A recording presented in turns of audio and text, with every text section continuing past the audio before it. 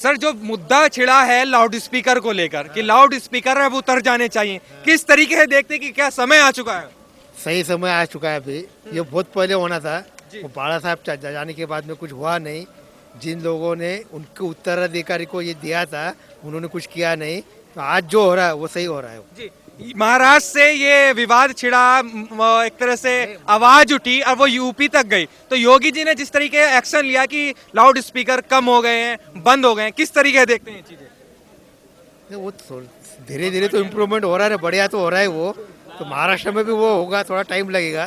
हाँ, एक्शन लिया जाना चाहिए जैसे योगी जी ने लिया है। सही बात है, लेना चाहिए। लेना चाहिए। तो क्या वजह है कि उद्धव ठाकरे जी ये एक्शन नहीं ले पा रहे जैसे योगी जी ले रहे हैं? नहीं, जो सही डिसीजन है वो तो लेना ही है, आज नहीं तो आपको कल मानना ही है। जी तो उससे ठीक है कि आज ही मान लो आप। जी। तो ये जो छेड़ा है मुद्दा, वो तो आपको डिसीजन लेना है। जो सही है तो सही है। उद्धव ठाकरे जो नहीं ले सकता है वो डिसीजन क्या रास्ता वजह है उद्धव ठाकरे जी ने डिसीजन? ये फैसला 2015 में आ चुका है।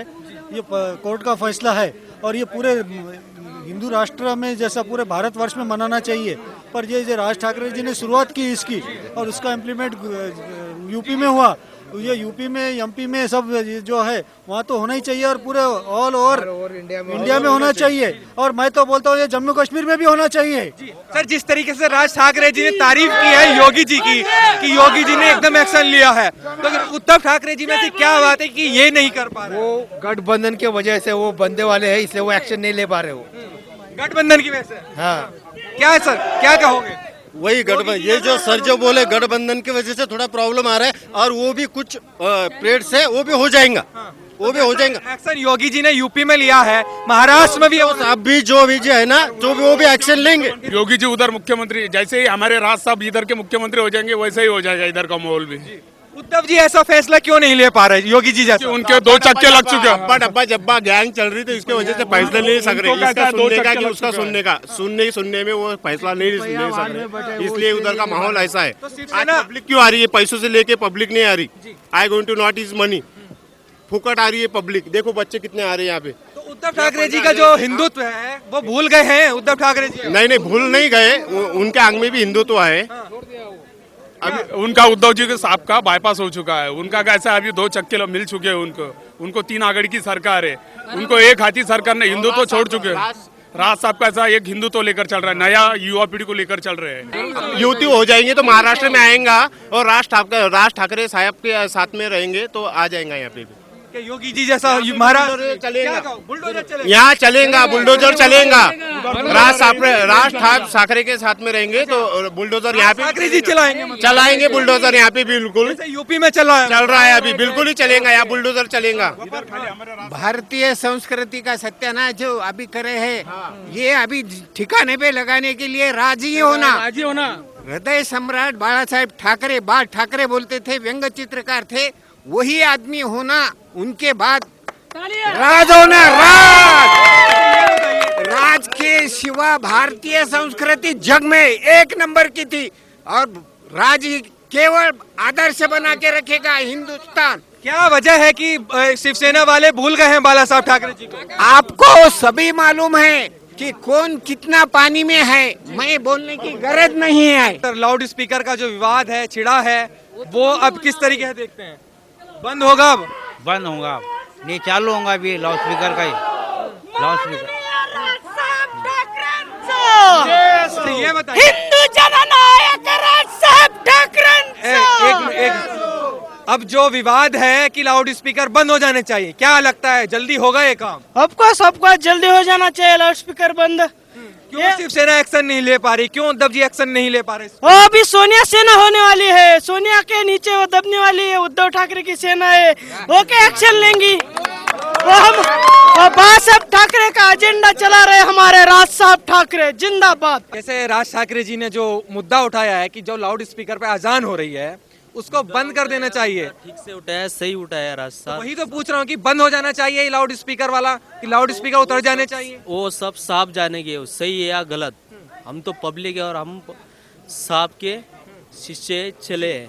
आप क्या कहोगे सर, मुद्दा जो उठा है उतर जाना चाहिए लाउड स्पीकर? नहीं, हमारे राज साहब जो भी कहेंगे वो सही है, हम उनके खिलाफ नहीं जा सकते। हाँ। आपका मन क्या है कि उतरना चाहिए लाउड स्पीकर? नहीं, हम तो नहीं कुछ, हम इतने बड़े आदमी नहीं ना, हम कुछ सवाल उठाए और आप में जवाब दे।